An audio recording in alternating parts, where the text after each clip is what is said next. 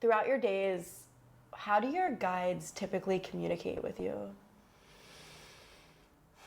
Well, sometimes the minute I open my eyes, and sometimes it's a dream that I've had that I'll know that they're sharing insight, something that I need to know about that's coming up, that they want me to have an awareness of. They're usually always in front of whatever I might be experiencing that might take me off balance to let me know, get ready because I continue to go through things as everybody else does.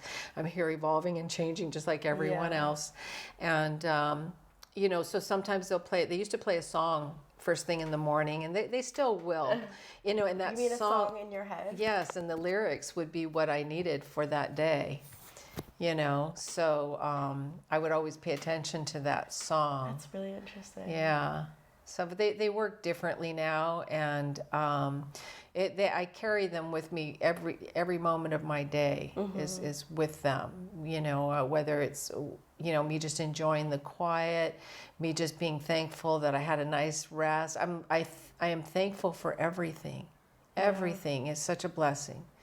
Even the crappy stuff, that when I go through that, it's like, it stretches you, but I want to grow. I don't want to leave this earth plane without my soul really stretching and learning and growing. And growing pains aren't always fun, but it's interesting.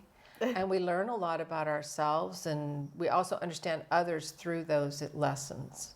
Yeah. The growing pains are really interesting.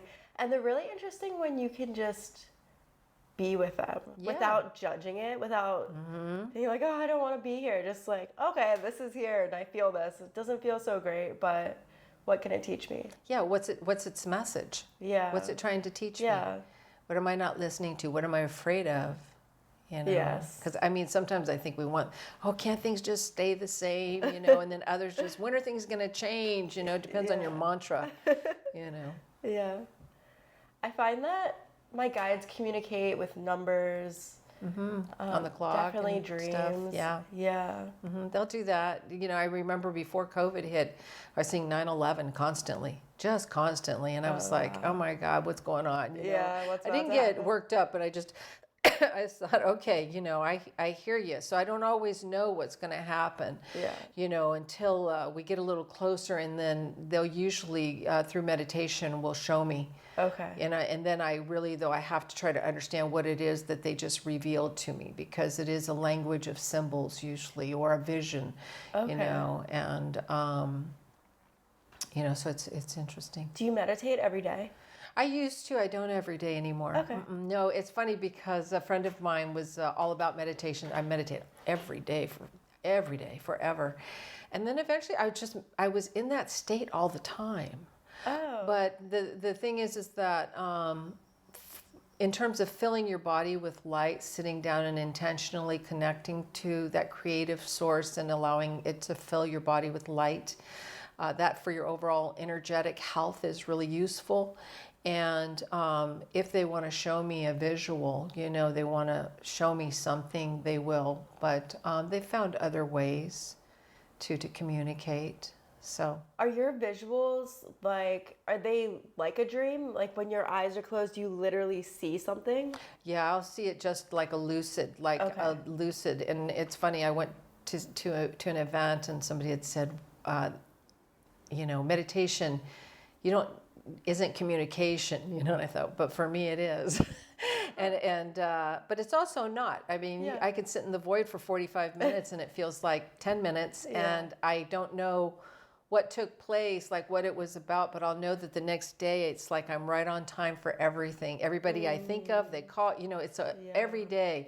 I think of somebody that I call them. I pay attention to all my thoughts because I'm getting insight and information all day long.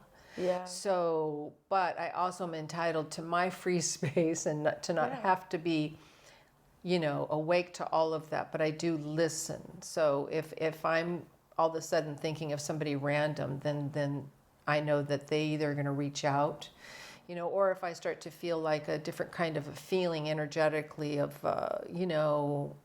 just an energy that's not me, I'll know that somebody's getting ready that will be contacting me, that's needing some insight usually, I think that on my journey, I've had to learn a lot about what energy is mine and what energy is someone else's. Very important.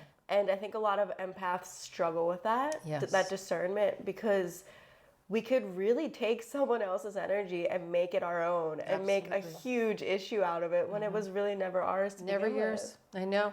It's so fascinating. Isn't it? I know that's the most important thing, is to learn your own energy. Yeah. You know, very important. You know, that's why just understanding your nature and your proclivities and the way you like to function, you know, and even the ways that aren't good, but you still like to function that way, you know, and why is that? And why am I stubborn about that, or whatever, you know, be curious about yourself. But if you, through meditation, you do get in that calm, centered space into the nothingness, and that is truth. That is the all.